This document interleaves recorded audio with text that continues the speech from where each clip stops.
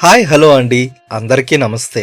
ముందుగా మన సబ్స్క్రైబర్స్ కి మరియు అందరికీ మకర సంక్రాంతి శుభాకాంక్షలు. మకర సంక్రాంతి గురించి అందరూ చెప్పే కథలు కాకుండా సరికొత్త కోణంలో ఇప్పటి వరకు ఎవ్వరూ చెప్పని వినూత్న అంశం తెలుసుకుందాం. సంక్రాంతికి కొత్త బట్టలు వేసుకుంటాం సరే, సంక్రాంతి అంటే కేవలం గాలిపటాలు అరిసెలు మాత్రమే అనుకుంటున్నారా?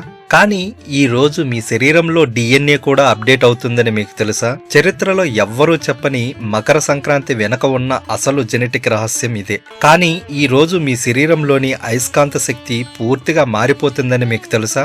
ఎవ్వరూ చెప్పని ఆ సైన్స్ ఏంటో ఇప్పుడు చూద్దాం. సూర్యుడు మకర రాశిలోకి ప్రవేశించే సమయంలో భూమి తన అక్షం మీద తిరిగే కోణంలో వచ్చే మార్పు వల్ల భూమి యొక్క అయస్కాంత క్షేత్రంలో సూక్ష్మమైన మార్పులు వస్తాయి. మన శరీరంలో 70% నీరు, రక్తం ఉంటుంది.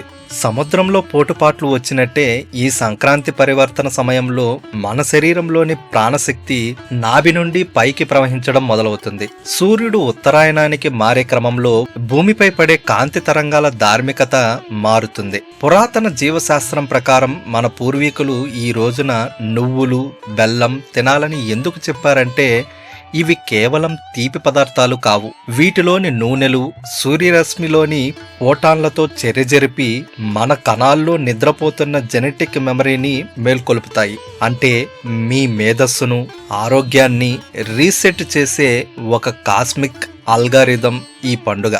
ఉత్తరాయణ పుణ్యకాలంలో సూర్యరశ్మి పడడం వల్ల కలిగే ప్రయోజనాలు ఉన్నాయని నమ్ముతారు. అందుకే సంక్రాంతి నాడు తెల్లవారుజామున స్నానం, సూర్య నమస్కారం ఆచరిస్తారు. గాలిపటాలు ఎగరవేయడం కేవలం వినోదం కాదు. ఆకాశంలోకి చూస్తూ గాలిపటాన్ని నియంత్రించడం వల్ల మన మెదడులోని పీనియల్ గ్లాండ్ సూర్యుని నుండి వచ్చే అల్ట్రావైలెట్ తరంగాలను నేరుగా గ్రహించి డిప్రెషన్ను తగ్గించే సెరోటోనిన్ హార్మోన్లను విడుదల చేస్తుంది. ఇది ఒక నేచురల్ థెరపీ. కాబట్టి సంక్రాంతి అంటే కేవలం పండుగ కాదు, అది ప్రకృతి మన శరీరానికి చేసే ఒక సాఫ్ట్వేర్ అప్డేట్. ఈ నిగూఢమైన సత్యాన్ని మీ స్నేహితులకు తెలియజేయండి. ఈ విషయాలు మీకు నచ్చితే ఇప్పుడే షేర్ చేయండి. అందరికీ మకర సంక్రాంతి శుభాకాంక్షలు.